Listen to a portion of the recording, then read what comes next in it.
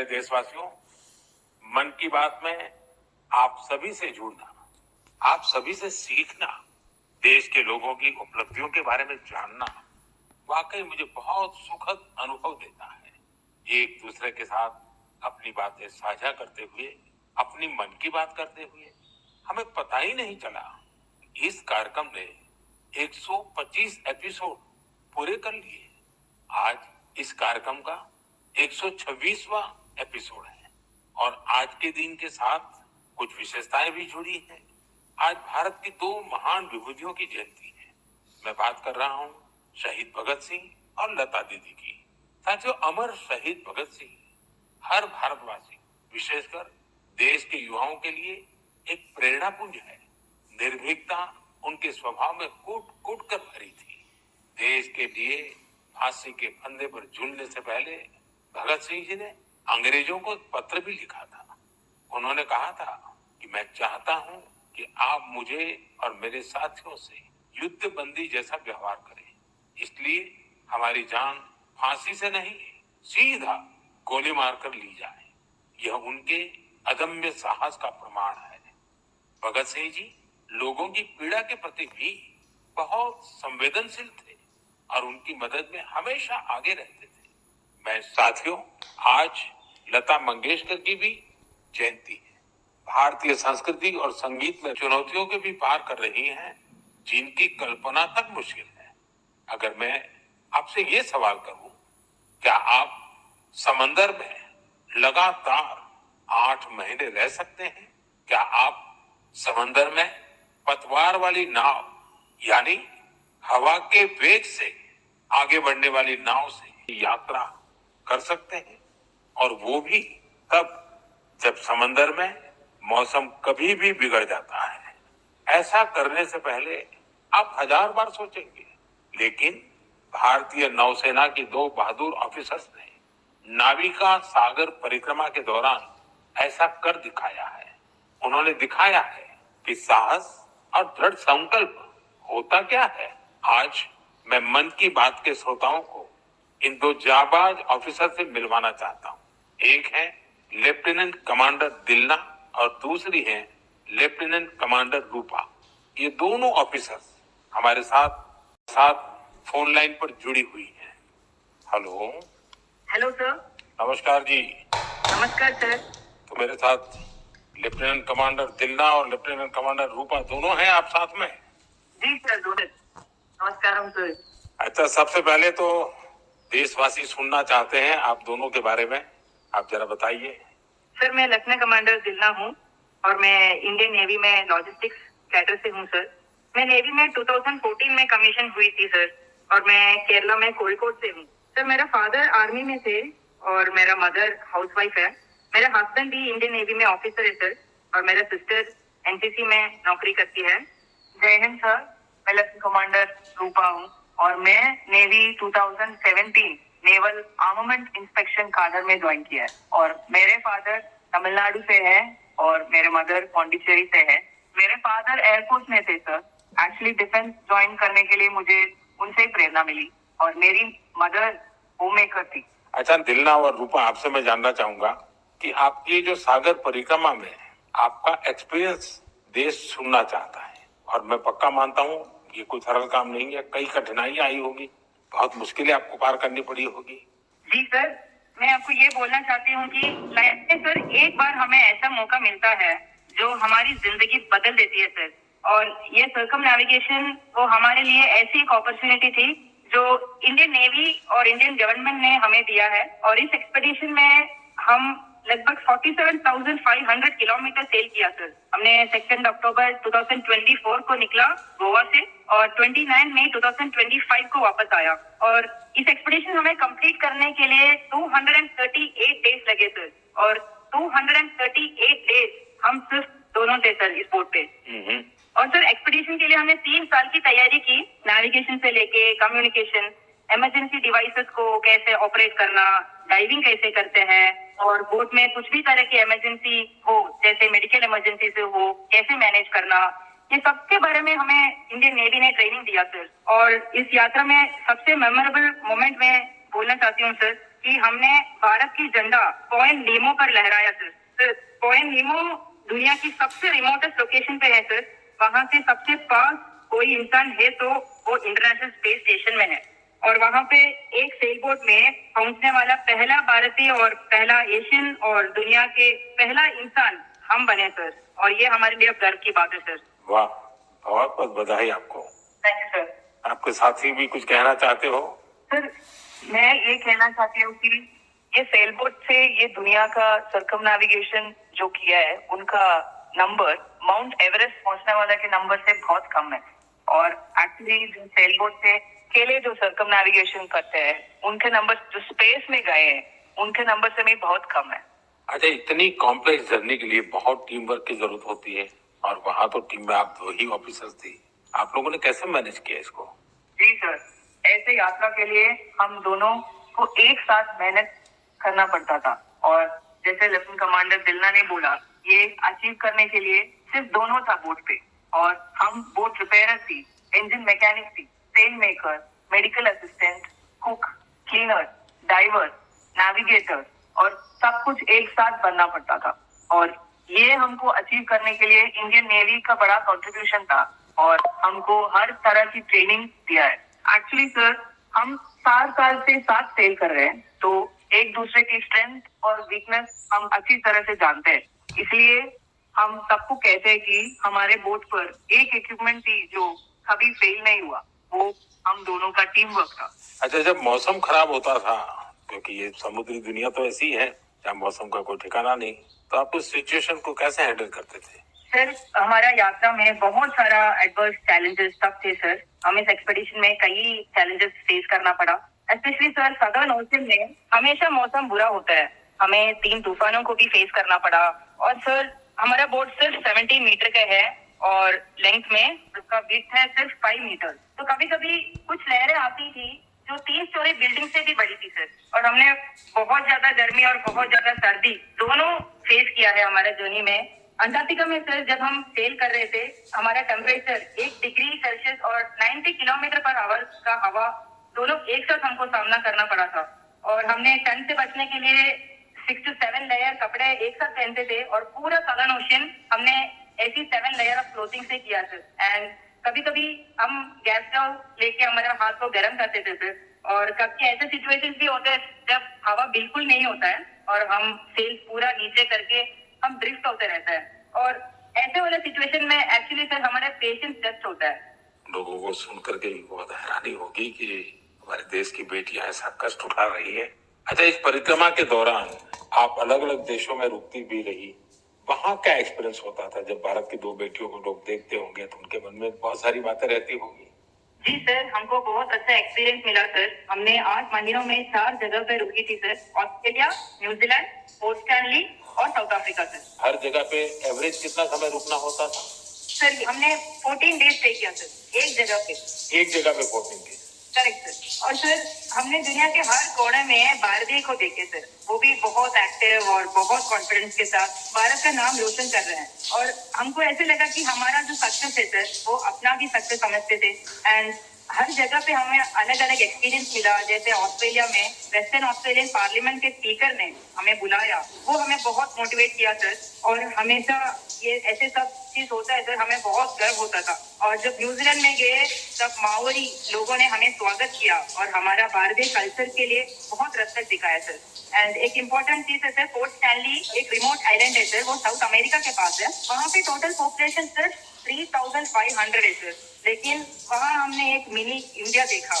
And वहाँ पे 45 Indians थे जिन्होंने हमें अपना समझा और हमें घर जैसा महसूस कराया सर। अच्छा, देश की उन बेटियों के लिए आप दोनों क्या मैसेज देना चाहेंगी जो आपकी तरह ही कुछ अलग करना चाहते हैं? सर, मैं लेफ्टिनेंट कमांडर रूपा बोल रही हूँ अभी। मैं आपके मान अपने दिल लगा के मेहनत किया तो इस दुनिया में कुछ भी इम्पॉसिबल नहीं है। आप कहाँ से हो, कहाँ पैदा हुआ है, वो कुछ मैटर नहीं करता सर। ये हम दोनों का इच्छा है कि भारत की युवा और महिलाएं बड़े बड़े सपना देखे और फ्यूचर में और गर्ल्स और विमेन डिफेंस में, स्पोर्ट्स में, एडवेंचर में शामिल होकर देश का नाम रोशन करें। दिलना और रूपा, आपकी बातें सुनकर मुझे भी बहुत रोमांच अनुभव हो रहा है कि कितना बड़ा साहस आपने किया है। आप दोनों को मेरी तरफ से बहुत बहुत धन्यवाद। निश्चित तौर पर आपकी मेहनत, आपकी सफलता, आपकी अचीवमेंट देश के युवकों को, देश की युवतियों को बहुत प्रेरित करेगी। ऐसे ही तिरंगा लहराते रहिए। भविष्य के प्रयासों के लिए आपको मेरी ढेरों शुभकामनाएं। Thank you sir. बहुत बहुत धन्यवाद। वणक्कम, नमस्कारम। साथियों, हमारे पर्व त्योहार भारत की संस्कृति को जीवंत बनाए रखते हैं। छठ पूजा ऐसा एक पावन पर्व है जो दिवाली के बाद आता है। सूर्य देव को समर्पित यह महापर्व बहुत ही विशेष है। इसमें हम डूबते सूर्य को भी अर्घ्य देते हैं, उनकी आराधना करते हैं। छठ न सिर्फ देश के अलग अलग हिस्सों में मनाई जाती है, बल्कि दुनिया भर में इसकी छठा देखने को मिलती है। आज यह एक ग्लोबल फेस्टिवल बन रहा है। साथियों, मुझे आपको ये बताते हुए बहुत खुशी है कि भारत सरकार भी छठ पूजा को लेकर एक बड़े प्रयास में जुटी है। भारत सरकार छठ महापर्व को यूनेस्को की इंटेंजिबल कल्चरल हेरिटेज लिस्ट यानी यूनेस्को की सांस्कृतिक धरोहर की सूची में शामिल कराने का प्रयास कर रही है। छठ पूजा जब यूनेस्को की सूची में शामिल होगी तो दुनिया के कोने कोने में लोग इसकी भव्यता और दिव्यता का अनुभव कर पाएंगे। साथियों, कुछ समय पहले भारत सरकार के ऐसे ही प्रयासों से कोलकाता की दुर्गा पूजा भी यूनेस्को की इस लिस्ट का हिस्सा बनी है। हम अपने सांस्कृतिक आयोजनों को ऐसे ही वैश्विक पहचान दिलाएंगे तो दुनिया भी उनके बारे में जानेगी, समझेगी, उनमें शामिल होने के लिए आगे आएगी। साथियों, 2 अक्टूबर को गांधी जयंती है। गांधी जी ने हमेशा स्वदेशी को अपनाने पर बल दिया और इनमें खादी सबसे प्रमुख थी। दुर्भाग्य से आजादी के बाद खादी की रौनक कुछ फीकी पड़ती जा रही थी, लेकिन बीते 11 साल में खादी के प्रति देश के लोगों का आकर्षण बहुत बढ़ गया है। पिछले कुछ वर्षों में खादी की बिक्री में बहुत तेजी देखी गई है। मैं आप सभी से आग्रह करता हूं कि 2 अक्टूबर को कोई न कोई खादी प्रोडक्ट जरूर खरीदें। गर्व से कहें ये स्वदेशी है। इसे सोशल मीडिया पर #वोकल फॉर लोकल के साथ शेयर भी करें। साथियों, खादी की तरह ही हमारे हैंडलूम और हैंडीक्राफ्ट सेक्टर में भी काफी बदलाव देखने को मिल रहा है। आज हमारे देश में ऐसे कई उदाहरण सामने आ रहे हैं जो बताते हैं कि अगर परंपरा और इनोवेशन को एक साथ जोड़ दिया जाए तो अद्भुत परिणाम मिल सकते हैं। जैसे एक उदाहरण तमिलनाडु के याज नेचुरल्स का है। यहाँ अशोक जगदीशन जी और प्रेम साल्वाराज जी ने कॉर्पोरेट नौकरी छोड़ एक नई पहल की। उन्होंने घास और केला फाइबर से योगा मैट बनाए, हर्बल रंगों से कपड़े रंगे और 200 परिवारों को ट्रेनिंग देकर उन्हें रोजगार दिया। झारखंड के आशीष सत्यव्रत साहू जी ने जोहार ग्राम ब्रांड के जरिए आदिवासी बुनाई और परिधानों को ग्लोबल रैंक तक पहुंचाया है।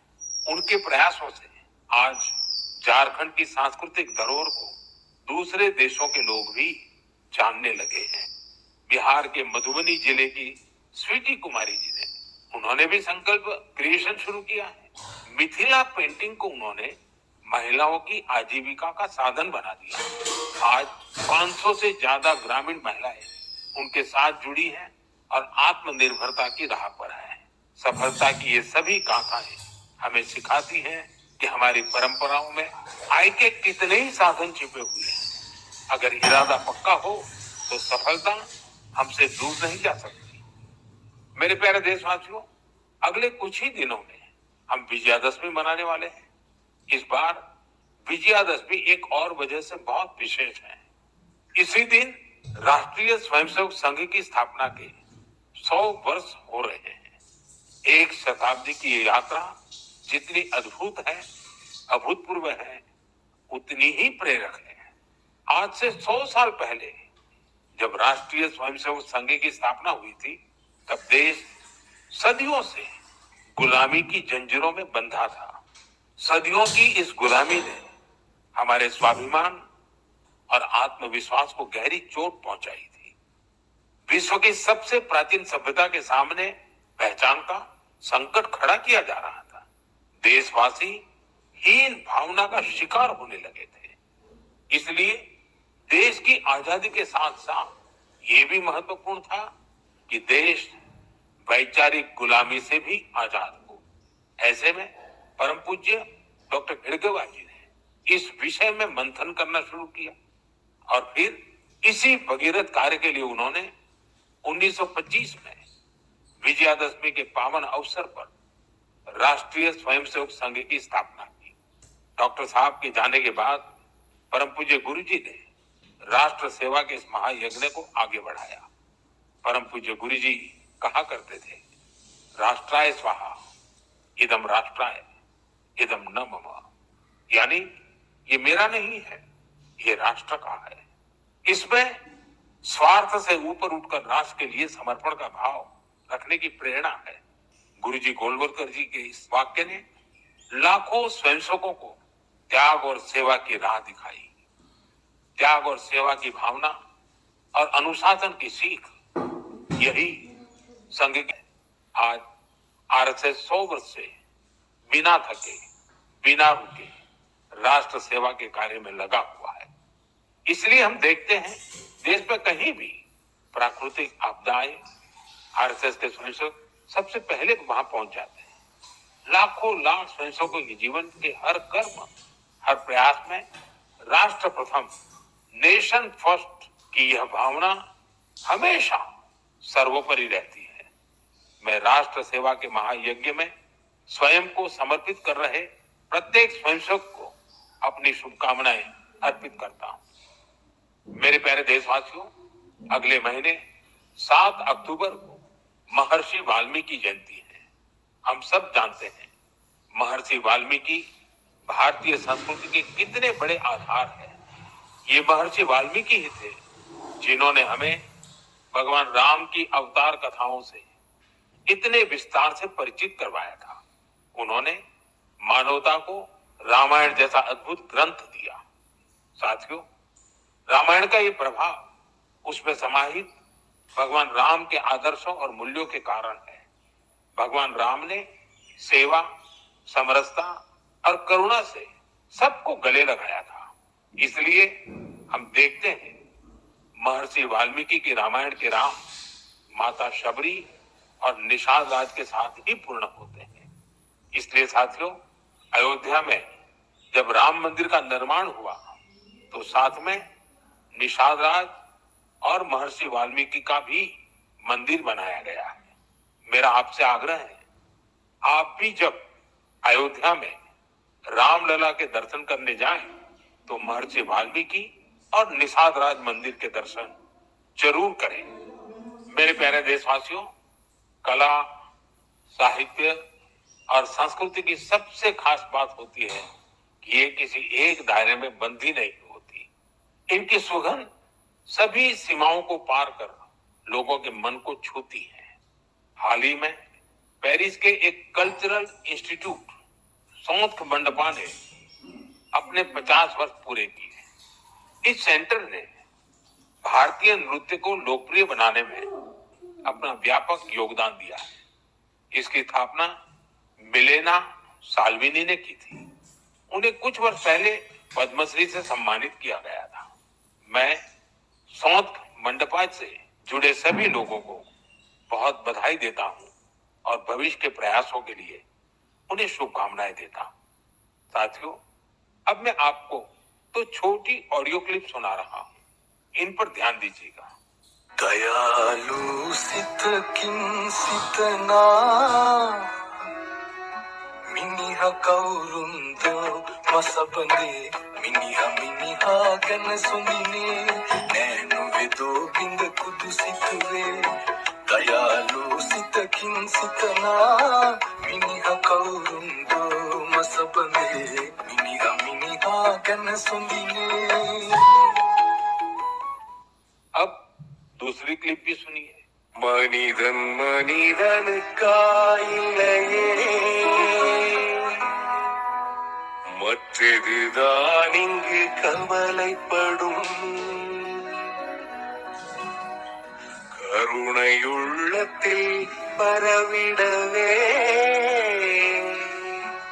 அன்பு செய்வாய் நீ என் தோழா. மனிதன் மனிதனுக்காயில்லையே, மற்றெதுதான் இங்கு கவலைப்படும் கருணையுள்ளத்தில் பரவிடவே. साथियों, ये आवाज इस बात की साक्षी है कि कैसे भूपेन हजारिका जी के गीतों से दुनिया भर के अलग अलग देश आपस में जुड़ते हैं। दरअसल श्रीलंका में एक बेहद ही सराहनीय प्रयास हुआ है। इसमें भूपेन दाजी के प्रतिष्ठित गीत मनुहे मनुहार बाबे, इसका श्रीलंकाई कलाकारों ने सिंहली और तमिल में अनुवाद किया है। मैंने आपको इन्हीं का ऑडियो सुनाया है। कुछ दिनों पहले मुझे असम में उनके जन्म शताब्दी समारोह में शामिल होने का सौभाग्य मिला था। यह वास्तव में एक बहुत ही यादगार कार्यक्रम रहा। साथियों, असम आज जहां भूपेन हजारिका जी की जन्म शताब्दी मना रहा है, वहीं कुछ दिनों पहले एक दुखद समय भी आया है।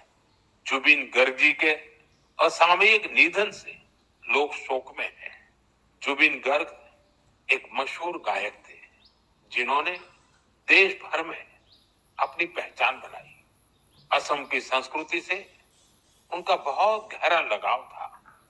जुबिन गर्ग हमारी यादों में हमेशा बने रहेंगे और उनका संगीत आने वाली पीढ़ियों को मंत्र मुग्ध करता रहेगा। जुबिन गार्ग आसी अहोमोर हमोस कृतिर उज्ज्वल रत्नो जनोदार हृदय तेयो हृदय जियाय खाकी वो।